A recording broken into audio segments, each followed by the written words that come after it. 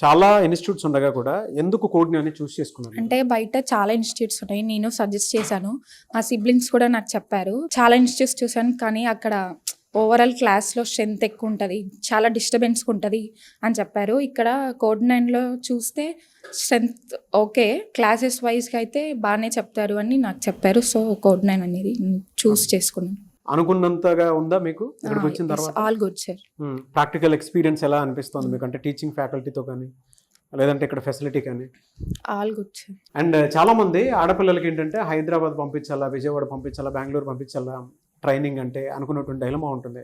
అందులోనూ ఎందుకు కోడ్ 9 అని అంటే మీరేం చెప్తారు? చాలా ఇన్స్టిట్యూట్స్ ఉన్నాయి కదా సార్, అయితే కోడ్ 9 అనేది మనకు ట్రైనింగ్ ప్లస్ ప్లేస్మెంట్ ఇస్తుంది. సో ఇక్కడ అన్నీ చూసుకుంటే క్లాసెస్ పరంగా కానీ ప్రాక్టీస్ సెషన్ పరంగా కానీ అన్నీ ఓకే, ఆల్ గుడ్.